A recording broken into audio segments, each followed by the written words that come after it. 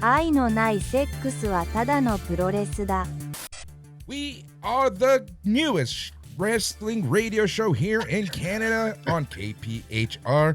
We are A Plus Wrestling. We are your hosts. I am Boris, and as always, I am joined by Hutch. Hutch, how is it going, my friend?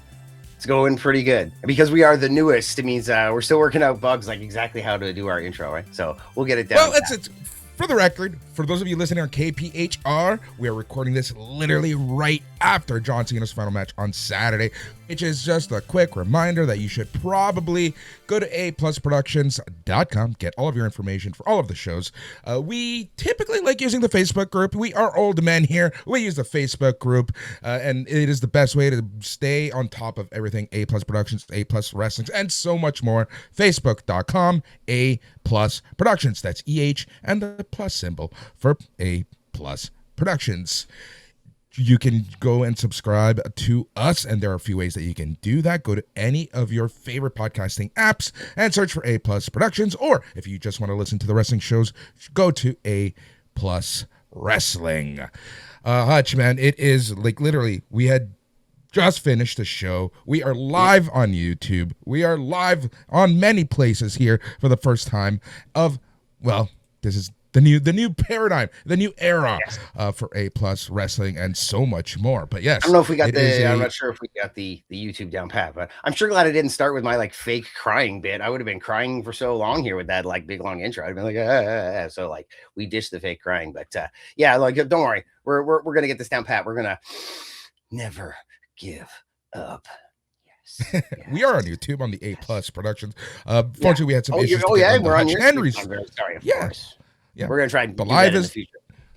Yeah, we have a chat going. So for those of you on the chat, we will post some things. If you do want to join the show, send me a DM. Go to the Facebook group, send me a DM, send me an email. I'll send you the link so that you can join us, be part of the show. In a little bit, we are going to be joined by somebody who was actually there in DC, former writer of Slam Wrestling. He is Bob Kapur. He was there live. And the only thing I know about tonight was the only Gunther shirt available always had John Cena. So there were no solo Gunther shirts. He was very upset about that. But we're going to be getting his live reaction of being in the show. Is there like can I go on Twitter or Instagram right now? Is Gunther like bitching about shirts? No. That's what Bob said. That's all that Bob said for being there at the actual show. All right. Well, you said Gunther is upset about it, so I thought, is he saying something? I should go on the Twitter. We should see what everybody thinks about John Cena giving up about all of it. What do you think? Did you have a good time? I had a great time, man. You know, so it was last minute decision for us to go live, which is fine. And I'm happy that we did do it because I love doing these post shows. I love being able to talk to the community. And, you know, sometimes you got the right thoughts. You got those thoughts going, right, my friend? So, yeah, I like the show. Alive. I know.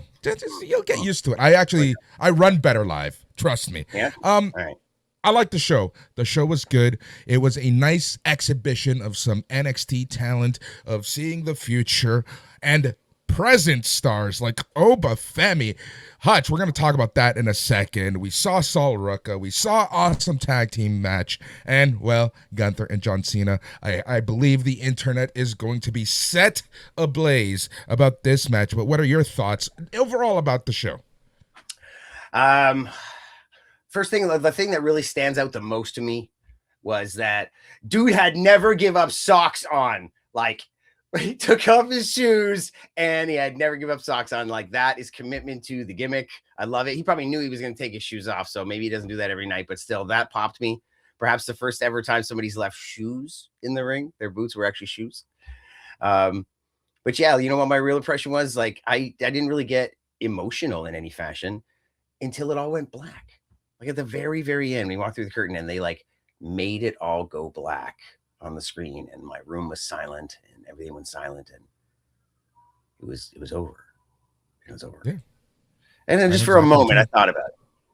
And I thought about all the things that he might be thinking about during that long like promo that Triple H like pointed up and made him watch, you know, and like, you know, you think about like, I know that if somebody was playing that for me, you know, and everybody's trying to like pay homage to me, you know, I immediately would start thinking about my mistakes, you know, and like where I've had missteps, and but that was a pretty long promo. I feel like by the end he started to like appreciate it, and then like almost by the very end he's like, okay, this is so cookie cutter promo. Like he's like laughing, and I think laughing's like the emotion of the night. John Cena was having fun.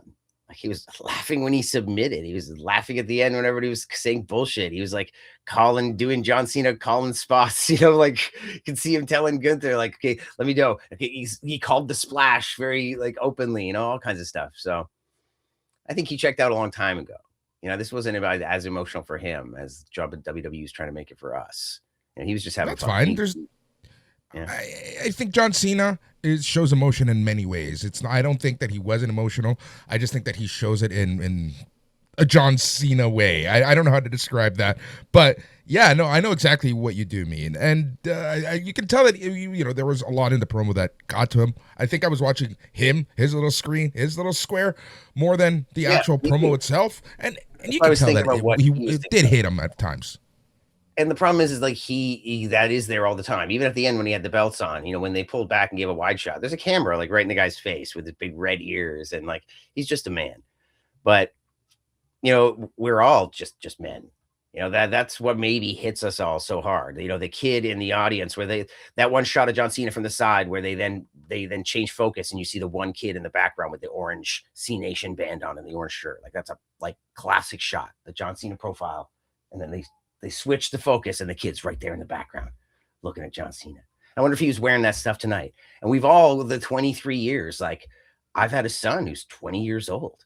I've had my own business. I've changed. I've grown skills. I've given up on dreams I thought were going to be everything that mattered to me. I've had a full life. I've made tons of mistakes and regrets, and I'm so proud of so many things. And like it's our lives here in front of us this 23 years, like I've been a wrestling fan for a long time. I remember John Cena was kind of like annoying, this guy who came out, and now it's all over. Like what have we done? What have you done with your life while John Cena is celebrating? Well, everybody's telling him how great he is, and he's thinking whatever million thoughts he's thinking and moving on to the next phase of his life. And what did you do? That's why it's emotional to a degree. It's not that we're crying over wrestling. When some girlfriend is saying like, what's your freaking problem? When some guy didn't realize he was going to get so emotional. It's not because John Cena is retiring. It's because, part of you is retiring. Part of you, he was there throughout it all, and you reflect on yourself. Before I let you speak, have you ever seen that one YouTube clip or online clip of like the judge? He's like seems to be of like Asian descent, and there's a gentleman in front of him. He looks almost like Filipino, and he's older. They're like our age, and she's a judge, and she says to him like, "Where did you go to, XYZ elementary school?" And he like, have you seen that clip? And he looks at her, realizes like he went to freaking like two with this lady, and he like just breaks down, because in that moment he was like, who am I? What have I done with my life? I'm sure there's a lot of people absolutely tonight. Absolutely. And I think that's part of it, right? It's not so much, yes, John Cena retiring, it sucks. It's going to leave a gap. Let's be honest, he hasn't really been around too much over the past few years. But I think in moments like this, it's more, as you said, a reflection on your own life, especially when someone like a John Cena, who has been in WWE, the main roster at least, for 23 years, right? Or 22 years. And that, like you said, it really makes you think and reflect on your own personal life and things like that, right? So I do fully understand that. And I found myself at that point. I did find myself thinking about that, the highs, the lows, the goods, the bads, the times I saw John Cena wrestle and what was happening.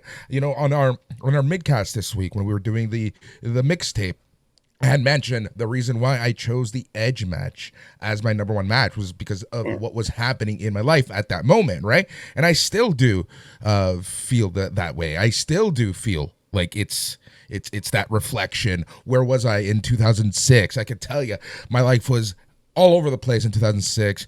And I was watching that Unforgiven match live in just the first few rows of the 100 level at ACC, hung over as shit, regretting every decision I made over the past few days, right? Things like that. It's that reflection, as you mentioned. And I think that's all of the things that are hitting us tonight with John Cena's final match. And again, very important, final match. Won't be his final appearance, most likely. I'm sure we won't see him for a while, but he did sign a 5-year ambassador contract. He's going to be around in some shape, way, or form. But yeah, man, what an interesting night. Again, we are live on KPHR, but we are also live on YouTube and other places, and we love interacting with the fans, and our fans, our listeners are interacting with us, so we're going to be popping up some messages throughout the show. So here we have goodbye John Cena. There we go. Simple, to the point. Brandon Finley, are either of you wearing jorts? Brandon, my friend, you don't want to know what I'm wearing. If I was going to say, you don't want to know what I'm wearing. It's actually, what I'm wearing is very cute, but I decided to change my upper half. My girlfriend was like, "Are you wearing that?" I was like, "No, God, no." Yeah, pretty interesting. Yeah, I like to think that John Cena knows what he was doing. We're talking about the future and whatnot. Putting the NXT guys on here, it's like everybody's talking about John Cena and telling him how great he is. And it's nice to see you, John. I love you, John. Retire me, John, and everything you've done for me, John. And, they say that one of the quickest ways to be corrupted as a human is to have everybody telling you how great you are, is to have the fan base, especially the yes men. And for him to be able to realize that WWE needs this really bad. I don't know if it was really a spin. It's all kayfabe, but was it real that he's the one who said, "Hey, I don't want this to be about me. I want this to be about the next generation"? Or was that just for the interviews? They were like, "Why don't you go ahead and say this, John?" But either way, they desperately need it. They do desperately need it, because everybody around the ring there was their biggest draws. And those people are all getting close to retirement as well. And I think Obafemi did really well. I don't think he did amazing. I think there was missteps. I think even though everybody's like, he looks like a star, he looks amazing. Like, yes, he does. But at the same time, it's amazing how often the biggest stars of NXT come onto Raw, and we're all thinking everything we want to think about them, or we're hoping that they see it and wondering how many times they've dropped the ball, but they never quite look quite as big. It really is big fish, small pond. And now regular, Obafemi's pretty big, but big fish, big pond.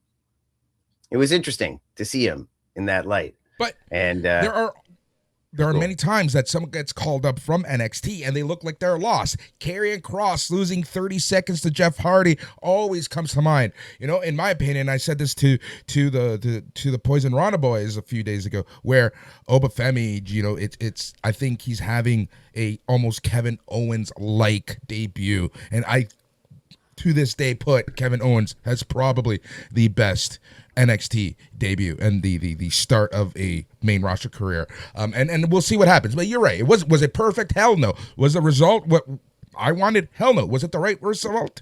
Who knows? We're going to be talking about that and so much more. Go ahead. If you're Bruce Pritchard, you drink the tea all day long. You're making the tea. You are sweet tea. In your mind, a Mark reaction of that was so predictable and what a bunch of bullshit. And all to him, he's like, whatever. We got the ratings. We got the match. People know who he is now. He's gonna have a huge career. He's gonna be fine. In 3 weeks, nobody's gonna care about this. He lives the life. And I don't know whether it's that he doesn't give us onus, or whether or not we should realize that, we are the fans. They are the machine. To them, they're like, yeah. Like when John Cena said in the interview, when I'm done, they're on to bigger, better things. Everybody's gonna forget about me in 6 weeks, 6 months, whatever he said in the interview. It was 6 days. It was almost depressing. He's like, I'll be done. Nobody will care. They have a totally different perspective. But for you and me, dude, what a bunch of freaking bull. Dude, I couldn't believe it. I mean, I released that video about nobody's thinking about what if Ricky Saints, interfered, or what a million different things they could do. But the most obvious is the Drew interference. But dude, literally the entire audience looks off to the side, and they all start making, then you could see, and I'm like, oh, here comes Drew. And then when Drew slid in and just started attacking him, I was like, wow, this couldn't have been more, I guess since this is wrestling, I should say, more telegraphed, more lame. And even the way it happened, just to slide in the beatdown, I was just like, wow, I think every single person in this audience could have guessed that. Well, maybe not John Barenthal and his kid. He probably has better things to do. I mean, any wrestling fan in the audience, full-time wrestling fan, would have been like, yeah, this is what's going to happen. So that's really unfortunate. Yeah, absolutely. We are here on KPHR. We are on YouTube. We are on Facebook and so much more. Talking the entire hour, commercial free, all about John Cena. We're most likely going to do something in the middle of the week at some point to talk about the week that was and the week that will be. But today's show will mostly be focused on John Cena and Saturday night's main event. Speaking of Saturday night's main event, we are being joined by someone who was there live, someone who couldn't find a Gunther shirt. He is Bob Kapur. You probably read a lot of his articles in the past at Slam Wrestling and so much more. Bob, welcome to A Plus Productions and A Plus Wrestling. Hey guys, thanks for having me. Hope you can hear me okay? We can hear you great. I was praying that we would be able to hear you. The last thing I need right now is more technical issues. Well, actually, we haven't had any. They all happened before the show. Show's been going well. Bob, you are in Washington, D.C. You were there live. Talk to us about it. It was a really good show. I'll say this. 3 of the 4 matches, I had the same comment. Really good match, right outcome, bad finish. Yeah. And I was walking out and I said, Triple H, not even being an active competitor, has booked himself to be the number 1 heel in WWE once again. Yeah, he was laughing it off. I was just saying before you got on, they live within this bubble. To them, they can predict all these reactions. And to them, it's just funny. Although it was smart of them not to bring out Vince McMahon. Yes. Because that would have just been big boos. Geez, there's lots of boos. Poor, they gave him the bullshit chant for the ending there, unfortunately. But how was it in the arena there? Was that a loud chant? Yeah. Oh yeah. I mean, I've been at, for Hogan at Mania 6 in Toronto. I've been at, I think when, Kenny Shamrock had a huge ovation when he knocked down Frank Mir. This was, or Silva, whichever one. This was one of the loudest cheers I heard was when Cena's music hit. Wow, it was. I think it blew out my my phone microphone. Yeah, it must be pretty intense. I can imagine. Yeah. All right, so talk to us. So let's go a few hours back in time. You're getting to the arena. You're just scanned your ticket to go in. How is the mood? We sometimes you can really pick up on a certain mood for events, especially of this size. What was the mood like stepping into the arena? I would say this is the first time that nobody was talking about any other match except for the main event. Right? It was a fully pro Cena crowd from. Everybody, there was not, people were chanting the "Let's Go Cena," waiting for the "Cena sucks" chants in the concourse. Never came. People were just on pro Cena. It was pretty unbelievable. Even at the Superstore, right before the show, I went to the pop-up John Cena store, really, and the whole place is it's really true. The Cena Nation or the C Nation, that it was that in the city, or at least in the 2 buildings. Yeah, there's a lot of shirts and merch in the audience, especially after the tap out. They had more than enough fodder to go around and get reactions and people in full Cena regalia, from children to fully grown adults, and they had a ton to choose from at this show. That's for sure. I have to be 100% honest.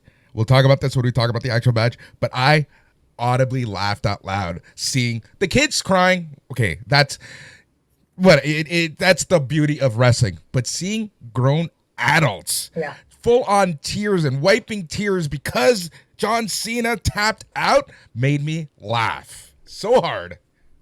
I think it's great though that people get so into it and so behind him that they do get emotional, right? That's the one thing I've always loved is wrestling takes me back to being a kid again. And, I'm not going to say I cried or emotional about the tap out. I did get emotional watching the old, the clips of him with the Make-A-Wish people and the other superstars giving him the props. That's the stuff that I really find, he's hit a level of respect that unlike probably anyone else, that he's seemed to be universally loved, even though, from what I've heard, he's, off backstage or out behind the curtain. I've heard good and bad about him, but he's one of the guys. I think it really depends what era of Cena we're talking about. If it's the Super Cena era, we know what a lot of people think of that. But I think overall now, a lot of people are talking a lot more positive about him. Whether it's just the retirement tour or if as Hutch, as you and I talked about, where he's kind of seen himself for what he was, and he wants to give back to wrestling as opposed to taking from wrestling. You know, it's I think that's what it comes down to. Depending on who you ask, you have to remember what generation of Cena they were around backstage. Yeah, I mean, that's what we were saying. That's why, I mean, the US Open Challenge was the beginning of him changing his style and giving us more. But then when Owens came out and then he lost to Owens on the pay-per-view, like that was a huge shock. And then we all saw it happening. And then in the interview recently, he basically spoke directly about it. He's like, I started going to guys, like I had a bit of an awakening, you know, 5 moves of doom. I'm in the main event. All these guys are coming in that are doing such great things and have such great characters and like really know who they are through and through. And I like, the truth is I'm kind of a corporately made character, you know, and like I only do my 5 moves of doom, and like and he started giving back and wanting to learn and asking them, and we didn't realize that was happening, but we saw it happening. And now he's in this interview literally saying, yeah, that's what happened. And thank God it's what happened, because really that's the only pure answer to give. Anything else would have been unacceptable. Like, yeah, no, the corporate ups told me I needed to add some more moves, or we realized on paper that we would sell more merch if I changed more. Like, I don't know if that was just a line in the interview, but it was the right line. Yeah. Bob, you've been in around WWE shows, events, backstage, at the seats. You've been all over the place. You know, before we go into the card, do you want to talk a little bit, you know, about John Cena, like what he means to you? What legacy do you think he's going to leave on the business itself? Yeah, I think he's, you know, what they said about him changing the company after the Attitude Era ended. He's really the first star to come out of that and really carry the company. So, you know, a lot of what they said in the videos, I don't think it's just hype or hyperbole. I think it's actually true. He was the guy who ushered in that era, took them through the PG era, brought them to the point where he could hand it off to the people today who are, you know, taking it even to higher levels.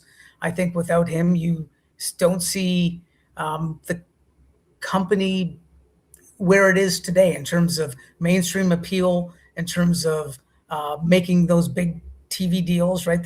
I think he was the guy who ushered that era in. Maybe wasn't fully responsible for all of it, but certainly was the person who, you know, set them up for the greatest success they've ever had financially. Maybe not creatively, but some people would argue even creatively. Yeah, I mean, absolutely. It certainly moved some merch. I'm sorry you couldn't get a Gunther shirt tonight. I see you're wearing your Dude Love shirt though. That's great. Yeah. I always like to wear a tie-dye shirt when I'm at a show to be on. I can spot myself on TV. That's great. Yeah, I had a hat for a while where the girlfriend was always like, I love it when you wear that hat. She's like, I can just, there he is. Yeah. Yep. There you go. I know he's there, kind of like the whole backstory of green shirt guy, right? Yeah. Hey, Finley, do you guys think? I'm sorry. Were you able to see the socks when he took off his shoes? Did they show it on the Titantron? He had never give up socks on. Yeah, they did. Yeah, they showed that. Yeah, that all these years I've hated Cena. Now that made me love him. That was enough. In the very last minute, he's over with me now. I love that. Another comment from a listener. Do you guys think Bob could have taken Gunther? Brandon, Bob couldn't even take Scarlett in TNA TV. There's no way he could take on Gunther. I don't know. Depends on the time and place. Come on, you could probably sneak up on him. I got faith in you, Bob. I appreciate it. I would not try. Exactly. All right. Another one. We have Yay post-show live stream. Yes, that is right. For those of you listening on KPHR, go to facebook.com A+ Productions, because we are going to start doing more of these post-shows live right after the major pay-per-views. With so many pay-per-views, we might pick and choose one a month. We'll see. But we're going to try to do more live shows. I work better live. I like doing live a lot more. But yes, so those of you listening on KPHR, we are going to be talking fully about John Cena today. We might touch on a couple things at the very end, but most of the show will be dedicated to John Cena. All right, gents, let us quickly go through the card. And Bob, we'll get your reaction, how it happened, how it felt live. And Hutch, well, we don't really talk as the shows are going on, so we're gonna get what you thought. So we started the night off. We talked a little bit about this, but let's go a little deeper into this. WWE champion Cody Rhodes versus NXT champion Obafemi in a non-title match. This match ended in a DQ as Drew McIntyre made his presence known and beat the living shit out of Cody Rhodes until Obafemi attacked him, and then the two faces get together, blah, blah, blah, blah, blah. The peasants rejoice, and they celebrate together. Personally, I honestly thought that Obafemi could have gotten over and gotten the win. I think that would have left a huge impact, especially on a show when you want to showcase the NXT talent and the future. I thought that was the whole point of this show. So I'm surprised that they didn't give Obafemi, even if Ricky Saints, even if Drew McIntyre were involved in the end, I still think that Obafemi should have taken the W. Bob, talk to us about that reaction where once Drew McIntyre got involved. Well, I think Hutch put it right. Like, you could see the whole crowd looking to see the interference come in. I mean, it was not a surprise that someone was going to interfere. I think most people expected it to be Drew, and they weren't disappointed. But if they, or they weren't surprised when he came out. I liked the match itself. I thought it was good. I don't know if this was meant to necessarily put all the NXT talent over. I think it was to expose them to a new audience, to a bigger audience. I think it worked. And I think people will be talking about Obafemi if they've not seen him on NXT. I think they'll be talking about him come Monday for sure. I wasn't surprised by the ending. I think it's a pretty typical WWE way to keep everyone looking strong. And from that standpoint, I think it worked. Hutch, thoughts on the match? On the opening match, I mean, it seemed really short. I was hoping to get more out of it. Like, by the time Drew interfered, I didn't feel like it was a place for interference yet. Like, you want to get to the point where you think someone's going to win, and then you're upset that the interference happened. People are more upset this interference happened because it just screwed up the match, not because he screwed over any particular athlete. And maybe that's the way the higher ups wanted it. They don't want to put anybody over specifically. Obafemi's still not really a proven commodity. Like, one of the reasons John Cena is so over is because he didn't get injured that often. And when he did, he recovered real quickly. Guys like Batista and other guys who were there throughout this rise, their injuries took longer to recover from. They got hurt more often. Edge, unfortunately, he got hurt a lot in a lot of ways. Not everybody can be made of rubber. And John Cena seems to have a little bit of Owen Hart in him. God rest. I'm not sure if they really wanted to give Obafemi the rub. Also, as a next in line competitor, he's fallen in love with wrestling. He was not, particularly, he might not have been a passionate wrestling fan to begin with. So they've made the mistake so many times that they probably are a little more trepidatious than we are. But if they were going to have him go over, they should have had him go over like Vader style, man. Like, surprise everybody, smash him over. I don't know. I could keep going in the way that the fact that Drew just slid in and interfered. I mean, they could have easily. Cody was so distracted when he made the offer. Hey, it'll be one of you two fighting me at Saturday Night's Main Event. Like, he was looking over his shoulder. He's all disheveled. Yeah, this is what's happening. Okay, bye. And then he's distracted talking about Drew, and Oba came out. And he's like, "You're thinking about the wrong man. I'm your opponent." It could have been very easy for Drew to distract him, or Cody to be distracted, or even something, on YouTube beforehand, like Cody got attacked by Drew before the match. He's totally frazzled. There's a reason why Oba got over on him. That isn't due to Cody's lack of skill. It was due to Cody's lack of focus. And, they could have gone in that fashion, but this isn't how I would have booked it, but I'm sure they had a reason. But if they are a bit trepidatious about him, if he is unproven, do you really want to put him over your champion? And that's why, that's what I was saying. That's probably why they didn't. Yeah. But you want to give him the opportunities to see, throw him in with the fishes and see how fast he can swim. And man, he sure looks good. It's too bad Drew is bigger than him. That kind of destroyed the aura a little bit. And it's too bad that Drew, who really is like the most imposing and like, dude, he really should be their Hogan, like with the voice, the gravitas, the accent, the size, the body, that freaking, even just like the little bits of hair. Like, he's not even like, you know what I mean? He's just so much man there. I just can't believe they keep shitting on him. Like, for somebody who's a big Drew mark, at least for his potential, even I'm starting to feel the shine get a bit dull. It's too bad. See, and that's a scary part, right? That right there.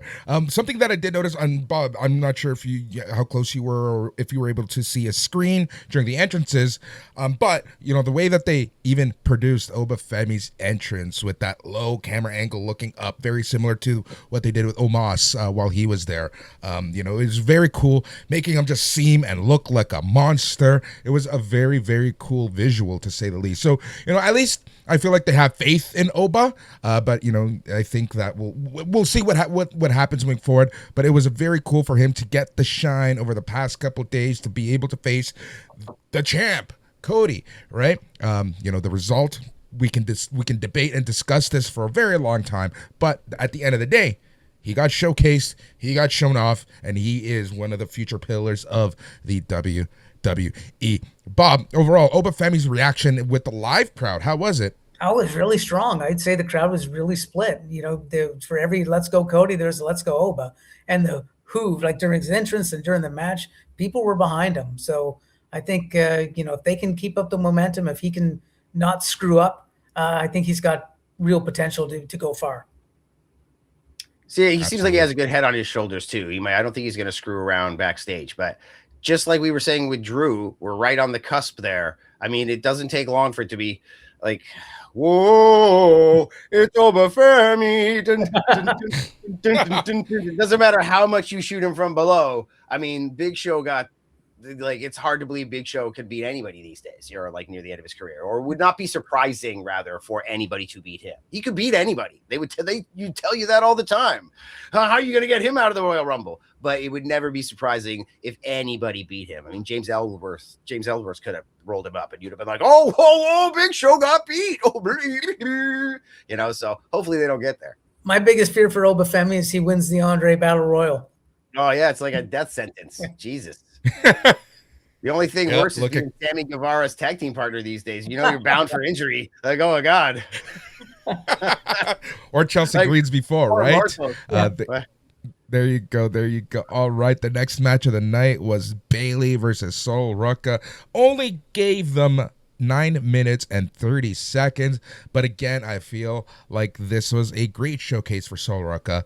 And it was cool to see Bayley in a PLE special, whatever you want to call it, in a match of importance. Bob, I'll go to you first. Thoughts on the match. And you can talk to us about the live in-person experience, including what people thought of Sol Ruca and whatnot. Yeah, so this is the one match I thought that had the right outcome and a good finish, of the four. And, again, the crowd really seemed to appreciate Sol Ruca. They went crazy about her finisher, the Soul Snatcher, I think. I think, again, this was a good showcase for her. It's funny, right? Like Bayley, as you said, right? It's good to see her on TV. It's good to see her in a match. I wonder what they do with her. I thought, this might have been the time because she had for a while had been the split character, right? Half Dr. Jekyll, Mr. Hyde type thing. I thought, okay, is this the one that's going to make her snap? And she's going to, like, after they did the, all four raise their hands, I was expecting some sort of attack. I didn't get it, but, so I guess there's more, where do they go from there with her? But what do they do with Sol Ruca now? Do they bring her up to the main roster? Do they put her back down to, or put her back into NXT? It'll be interesting to see where she goes, because I think, again, she opened up some eyes tonight. Right, and the thing with Sol Ruca there is the fact that, she does have this weird ongoing story with Zarya in NXT. So are we going to continue that? They made up over this past week, but it is pro wrestling. We know that, makeups and all that mean shit. Hutch, thoughts on the match? A good match. Thoughts on what we were just talking about there. It's not Triple H booking NXT. So they're not going to just drop a storyline because they had it going on for too long. I think that Sean wants to have her come back and have their little thing going on with Zarya. They got to finish that off. They're not going to bring that to the main roster. I don't think so. I don't think they're going to bring her up right away. But she certainly snatched some souls. She has something about her, it was pretty awesome. Probably the right move, probably, to have her win. And as far as Bayley's concerned, I feel like WWE really is so much more corporate right now. Funny enough, the fact that she hasn't been dabbling in this like character, and the last few appearances with Lyra Valkyria have been so like, at first the sycophantive kind of, we're such great buddies, and Lyra kind of giving it a look. The look went away, and then it was there, and now it's not going away. And I'm like, this is it now. You guys are friends, okay? And I realized that they're putting over Bayley's seminars on Twitter and other places, and like the corporate machine has decided, no, we're selling Bayley right now. We want to sell her school. We want to sell her. We want her to be a positive. Like we're dropping this wacky shit. So it's all corporate, man. I'm telling you, like it's not. There's no creative side anymore. Any creative that gets in the way of a possible direction is going to get squashed right away. And yeah, Triple H obviously does not seem to care about that stuff because, like, I wouldn't say he doesn't care. I don't say I wouldn't. You know, again, he hasn't losing his sleep. Triple H, put it that way. He knows his place. He knows his place in the corporate ladder right now, right? Like that's the reality of it. I think he is doing his job. Myself being part of a acquisition. Sometimes you just smile, nod, and continue to do your job, but reminisce of the good old times. That's really, I think, where Triple H is. I can really sympathize with him in that point of view. But yeah, we'll see. Yeah, it's very interesting. What are they going to do with Bayley? Those of you watching live, let us know what you think the future holds for Bayley and Sol Ruca. But this match was exactly what it was supposed to be.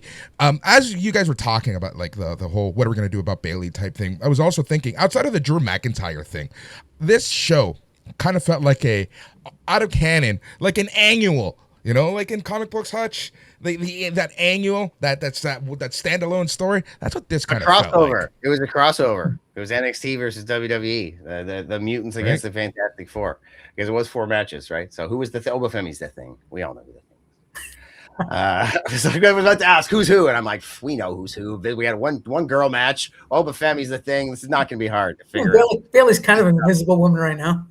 Yeah, I guess so. Yep. Badum. I'm here all night, folks. There we go. We only have about 20 minutes left here at KPHR. So the next match of the night was for the it was a non-title match. The World Tag Team Champions AJ Styles and Dragon Lee, apparently they're calling themselves Phenomenal Lee, versus Javon Evans and TNA X Division Champion Leon Slater. This match disappointingly only went 6 minutes and 30 seconds, but in such a short amount of time, everyone just looked phenomenal. Yes, that's right. I did it, and I stand by it. Everybody just looked Lee, very dragonish. See, this is why I don't like to go live, Boris. I can cut out bad jokes.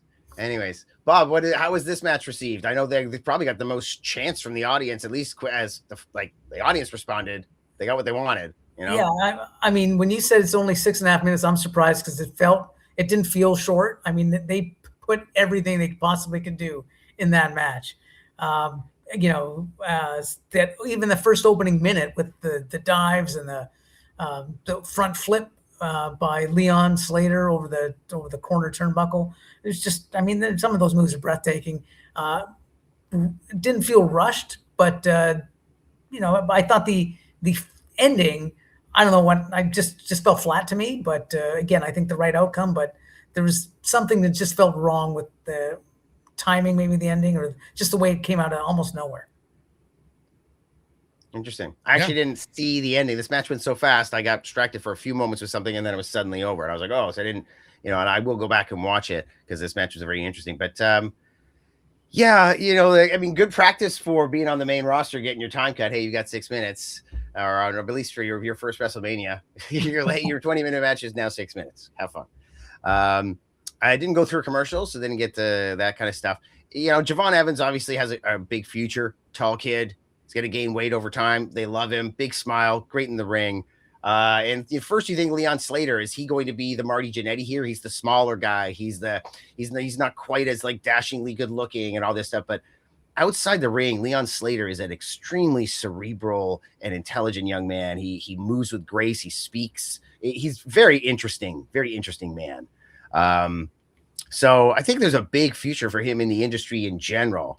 And this is a really cool tag team. I think they were going to very much complement each other as time goes on. And you might even see that Slater might end up being a really big star.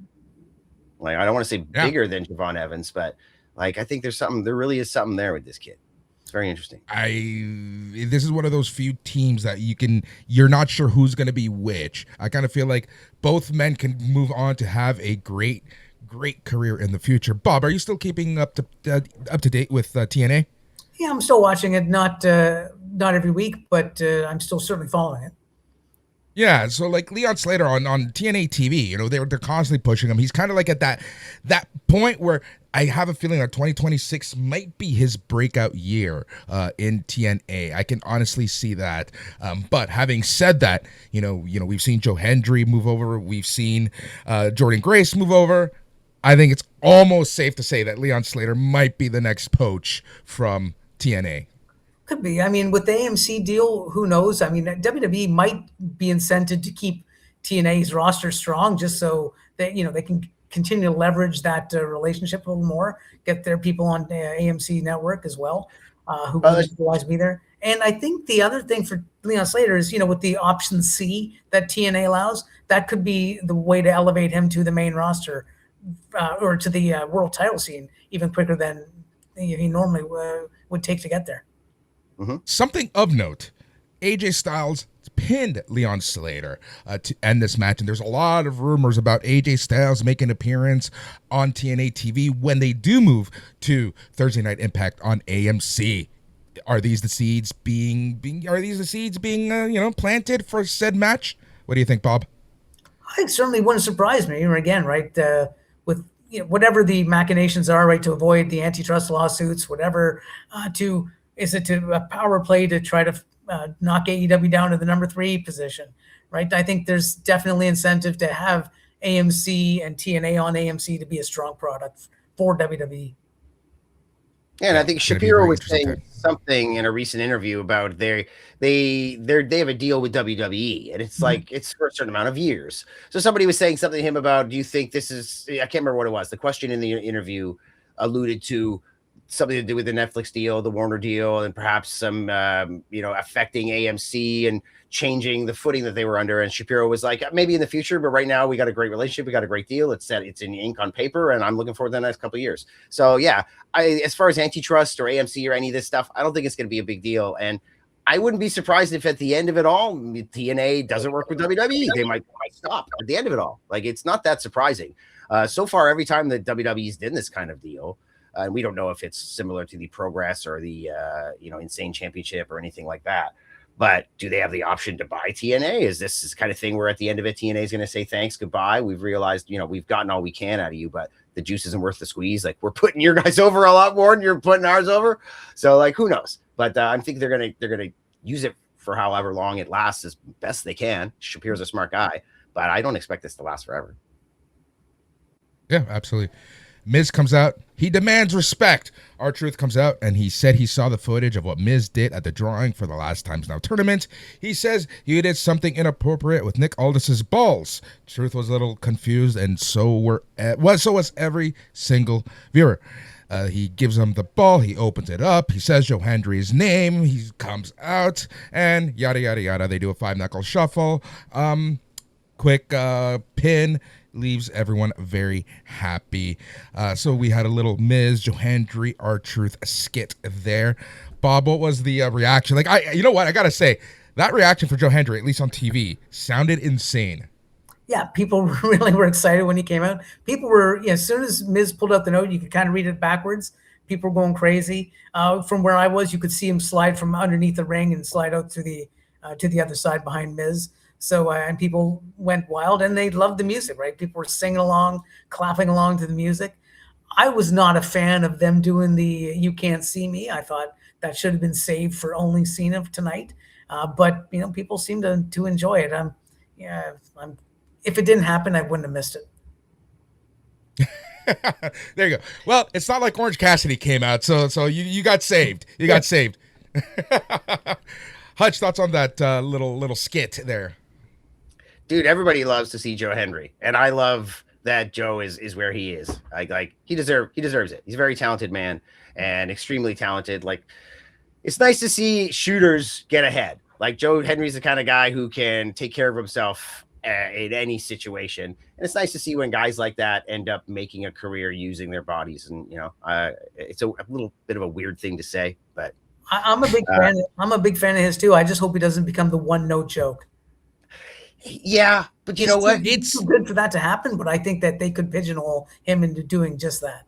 I worry about it's very weird, right? Because like when he was TNA champion and he started showing up on TNA or NXT TV, he was shown as a very serious character, right? He was in that mode. He was TNA champion, but him being ever since he lost the title and essentially signed with WWE, his it's gone back like a few years in terms of his character development, right? And I'm a little afraid of that. I'm very afraid of that. As you guys mentioned, he's going to turn to that one beat guy. He's going to be the joke. He's going to be the next Rusev Day or something like that. All right. Hutch, you look like you got a lot to say. It's just, we are all huge indie wrestling fans. We have all followed Joe Hendry from his days back in England to What Culture Wrestling. Before that, and where he is now. Is Joe Hendry ever going to be world heavyweight champion? Is he the draw at WrestleMania, or is he Santino Marella? Like, let's be honest with ourselves. He's an incredible athlete. Santino's a hell of a judoka. There are a lot of guys who've been in the ring who have roles that they can kick the living crap out of you. But Steve Blackman probably got more cheers and sold more t-shirts when he had a slice of cheese on his head than at any other point. So if Joe Hendry rides the smile and say his name and he appears till the day he dies, then I don't see a problem here. And I love Joe Hendry, but I don't want to see him in the main event of WrestleMania. Unless they pull some big serious character thing, big character shift, and we love him, fine. But I'm just saying, if this ends up being his lot in life, especially in corporate WWE where they play it safe, this might be where we see him, unfortunately. And something I do want to make clear, right? I was drawing that comparison of when he was very serious to going back to a joke gimmick, taking that, going back to a few years. I fully agree with you in the sense that not everyone is going to be a world champion, right? Just because the crowd cheers for you, that doesn't mean that you are world championship material, right?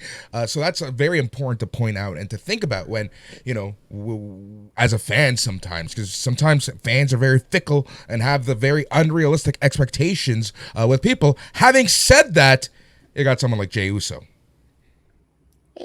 If Joe Hendry can pull a Mick Foley into Cactus Jack kind of promo, like if he can suddenly start, Mankind got to the point where he was very much a joke character with his tie and his socko and everything, and he came out and had fun. But if he needed to, his promos can make you believe him and he can suddenly go nuts. Now, if Joe Hendry can get to the point where he gets angry, if he can do everything that I want LA Knight to do, like just shed the last bit of cheesiness, get angry, be an anti-authority figure, like come in and kick somebody's ass, get rid of your John Lennon glasses, get rid of little Batman spikes on your vest, stop being a freaking weirdo and go kick somebody's ass. If Joe Hendry can get there, sure. But I'd like them to do it with LA Knight first.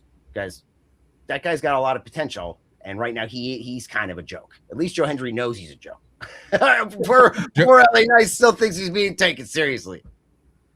Joe Hendry is a top IC champ. That I agree with that. I agree with that 100%. Denji 2006, and this leads us into the main event of the night, a 24-minute contest: John Cena versus Gunther. Gotta say, John Cena, he went through his moveset, his ABC moveset, as you like to call it, Hutch, the checklist, very quickly in this match, and then he had to dig deep in that well. You waiting for me? I've done enough talking, Bob. I guess. What do you think, Bob? You did digging well.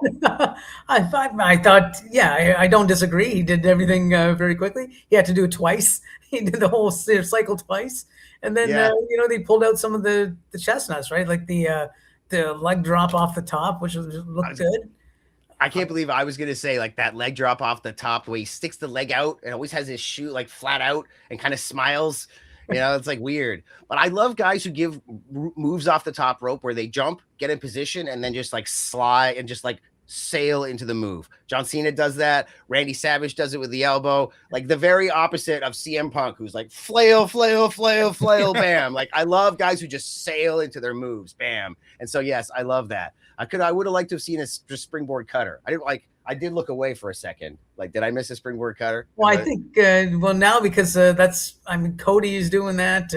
I think Solruka is doing a similar thing like that. So but John does it off the second rope, and he does it really short and like kind of squatty. Like, I like it, right? Everybody else tries to do like Javon Evans is taking that shit away from Cody, right? That's his finisher now, right? Cody done. No more Cody cutter. Maybe he'll get a Tyler Rex talking to. He'll be like, "Hey, no more Cody cutter." And then years from now, Javon Evans will be like, man, freaking Cody Rhodes like almost ruined my career. He was such a prick, right? It'll be 3 weeks away from the Cody Rhodes final match on Saturday night's main event where we're having promo packages and stuff. By then, Javon Evans will have his David Otunga freaking YouTube channel where he'll be shitting on freaking Cody Rhodes for ruining his career. There you go. Other than that, I enjoyed the match. I think the crowd really got into it. I mean, there's no question. I'm sure you heard over the TV, the dueling chants that this is awesome. That came early and didn't leave for the whole match. And I think the only thing I think is the right outcome, but I thought it was disappointing the way it happened. I think it would have been a much stronger ending if Cena would have just passed out from the sleeper hold instead of the smile and the tap out. I was gonna say like smiling, like Jesus, man, like foam at the mouth. Give us something, Johnny. Foam at the mouth. He's got rabies. But yeah, no, it's so Gunther puts him in a sleeper. He almost taps him, makes him he gets the 3. But Cena comes back. Then Gunther starts wailing on his neck, puts him back on the sleeper. Cena laughing. Taps out. Laughs. A little smile. A little smile. I was like, there's some interesting spots here in this match. But the crowd 100% over Cena, and clearly the crowd wanted that feel-good ending to the match. But realistically, were we going to get that? No, there was a 0% chance that Cena was going to win this match, in my most humble opinion. I agree. I thought, though, it was interesting because I thought maybe they're going to pull the audible just because of the crowd reaction, right? When Cena got that arm up and he kept it up, I thought, okay, that could be, they could actually go with the non-time honored traditional finish and do things. But I think the way they, I think the outcome was correct. I thought the smile was unnecessary, and I took away from the significance of the moment. You know what that smile reminded me of? WrestleMania 15, after Tyson punches Michaels out, they have that shot of Michaels and he's chewing that gum. Yeah. That's what that reminded me of. It was a little weird. Even like the hand up where, he didn't even let it draw them back up to give people like, and like, I don't know. Yeah, there was it was a little bit weird in some of those fashions. As an indie booker, indie promoter, I was amazed that they had a quick run in on the opening match. Big time tap out of your main babyface and attraction in the main event, and like even we know that we had our pomp and circumstance after, and we were going to get the cheers and the thank you Cena and all that, but yeah, I mean, it's really weird. WWE is such a different entity. They can do no wrong. They have so much power. Like, I couldn't or wouldn't or probably shouldn't book an event this way as an indie booker, but for WWE, works pretty good for them, I guess. I'll tell you what I did like about this one, and it was interesting because, Boris knows I'm very much I like the traditional face-heel dynamic, and for the first 3 matches, they didn't have that, which really made Gunther really the heel for the night, and it worked. And I thought, maybe it was very, maybe that wasn't what they're going for, or maybe it was very subtle the way they tried to do it, but people hated Gunther, and I think it worked because there was no other comparison to no one could out-heel him on the night.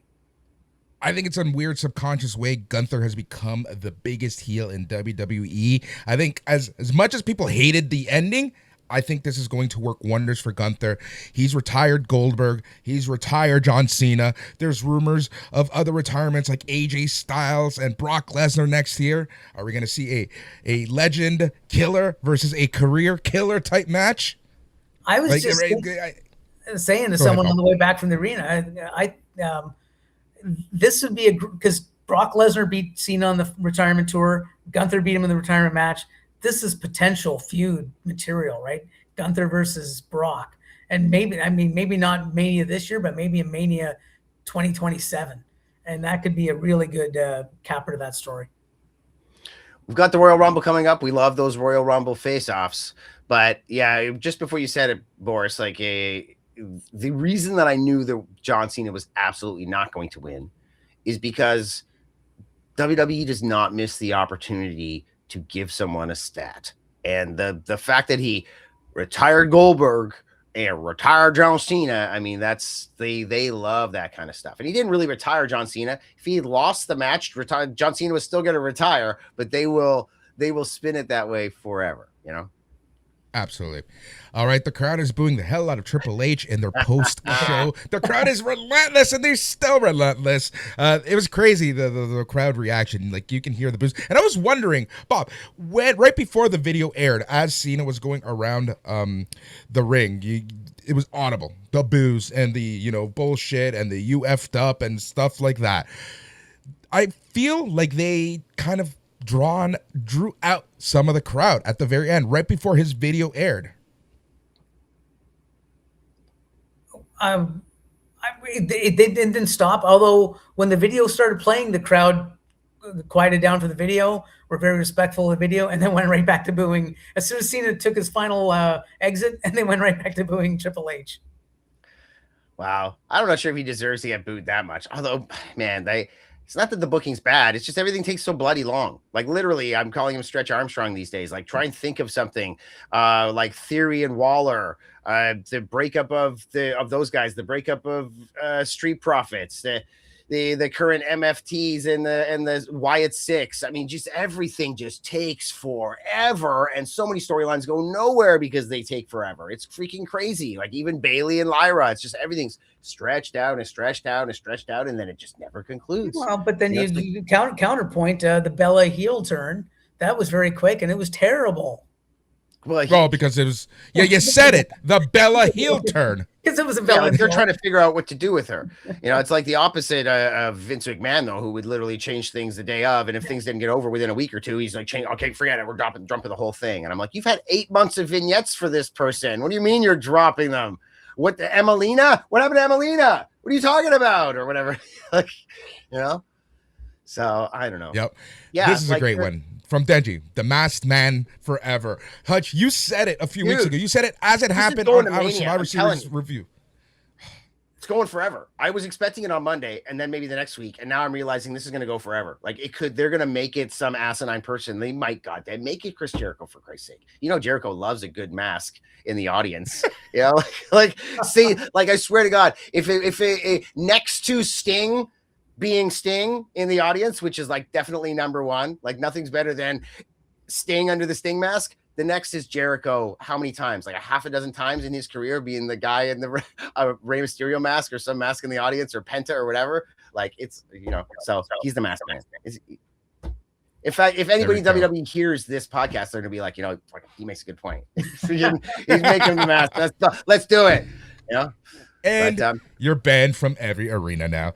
All right, gents, real quick, 2 questions to end the show. What did you think of tonight's show? And more broadly, what did you think of the retirement tour? Bob, we'll start with you. I like tonight's show. Overall, I give it a thumbs up. As far as the retirement tour, it's mixed because they did the unnecessary detour of the heel turn, which was just didn't work. People did not want to boo John Cena. Other than that moment in that instant, people did not want to boo John Cena in his final year. But I think, and it was hard to recover after that. But I think the final match, the final night was a solid night, and probably one of the best ways to, it's the best retirement show, right? Like, I think the last one was Sting's retirement show. I think that this one being fully focused on Cena for most of the night, and certainly the final props was the way for him to go out. Yeah, excellent. Hutch, thoughts on tonight? Thoughts on the run?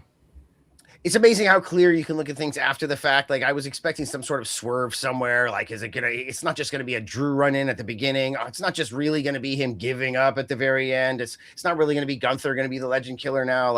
But I can see on an event like this, they want it to all just go smoothly. And sometimes you just got to give people not what they want, just make it simple.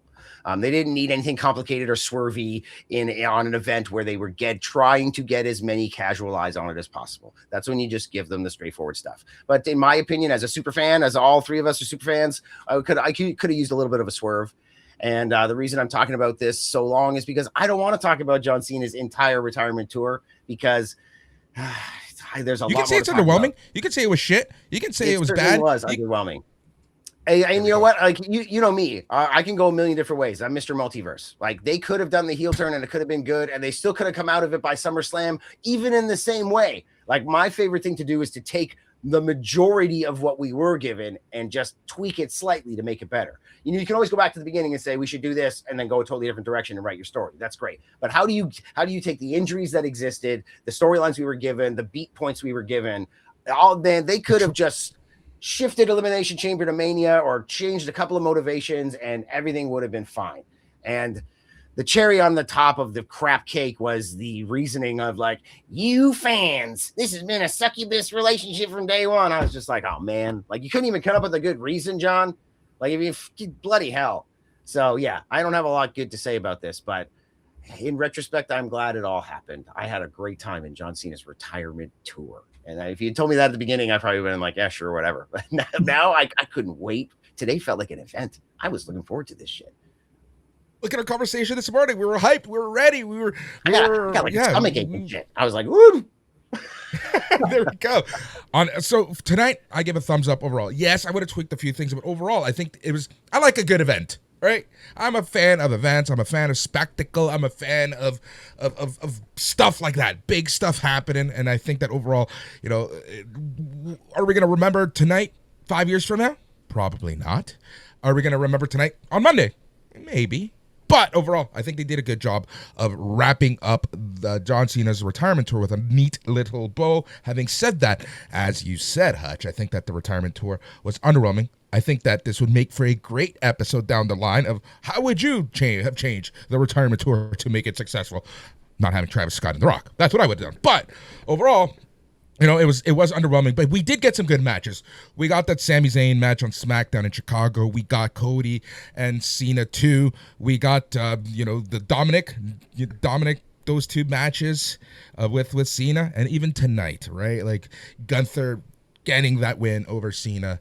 Now Gunther is the career killer in WWE. Yeah, like when I was thinking about career killer, I was thinking they should have done some sort of like Ric Flair thing where Cena was like, I'll keep wrestling until I lose a match, and that'll be my retirement. So like every match is salivating, will he lose? Will he lose? But then they wouldn't have been able to do the thing with Dominic, you know, taking the title and giving it back, and like Lesnar, and like, you know, so it was what it was. Yeah, but like I said, I guess I'm glad that it all happened. Bob, thank you so much for joining us. I really do appreciate it. Always a pleasure to chat with you. It's been way too long. What are you just chilling, working, real life nowadays? Yeah, just the day job is keeping me busy, traveling a lot for shows and concerts and stuff. Looking to see, still have some discussions on what's next in terms of the wrestling journalism. So hopefully 2026 will bring something that I can actually come on and plug. There we go. We'll give you a couple of our multiversal storyline ideas. And maybe you can come on and basically we'll give up, how would you rebook something, or how would you handle it? So maybe we'll do this very subject itself. Anytime. Love talking. There we go. Thank you so much, Bob. Hutch, you're a busy man this week. You got Beast Mortos and so many more. Joey Janela, Jody Threat. You got Jack Cartwheel. Talk to us about what's happening with the Man Lucha over a couple nights this week. You're gonna see an event, 2 events released this week on YouTube, full events. You're gonna see Wednesday in Oshawa, and then Thursday in Toronto here for our 2 Christmas shows back to back. Beast Mortos going to be here, and the unveiling of a brand new championship belt. So that's awesome. Yes. That is awesome. And your YouTube channel, where can we find all of your wonderful, beautiful videos with, honestly, that Cena intro. That Cena intro was awesome this week. Thank you for doing that one. Oh, yeah, that was fun. The old school intro, yeah. So, yeah, at Hutch Henry's, and I guess these kind of live things might be hosted there in the future. We'll see. But, yeah, we're going to do this a little more often. We might even, I don't know, do like a live watch-along or something. Like, that might be interesting. We'll see if anything's worth it. Not an AEW event. It's got to be one of these, like, 5-match WWE events, so I can, like... You will see me... You're gonna be seeing the Tony Khan surprise, the Tony Khan special. If we do an AEW show, aplusproductions.com is where you can find all of your information for A Plus Productions. Go to your favorite podcasting app and search for A Plus Productions. But if you just want the wrestling shows, search for A Plus Wrestling. Be sure to subscribe, leave a review. All the reviews really do help us. We were hate bombed at the very beginning because of some people, but you gotta get that score right back up. Yeah, we were hate bombed. Who would hate me? Who would hate me? It's not you. You obviously hate me. You're so lovable.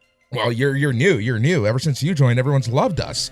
But yeah, so aplusproductions.com. We want to hear from you. Best place to do that is facebook.com and search for A Plus Productions. You can find us on YouTube. You can find us in so many different places. Again, in the next few weeks, we're going to sort everything out and we will rebrand and brand so that it'll be easy for you to find A Plus Wrestling, Hutch Henry's, Boris Aguilar, Hutch Henry's, and so much more. Remember, on our Christmas special and New Year's special, we have the best and the worst of 2025, and we want to hear from you. We are going to put a link on all of our social medias, on the Facebook, and so much more. Thank you so much for listening here on KPHR, Hamilton's Classic Rock Station. Thank you for watching live on YouTube or wherever you're watching. He's Boris, or he's Hutch. He's Hutch. I'm Boris. Thank you so much for listening, but most importantly, stay tranquilo.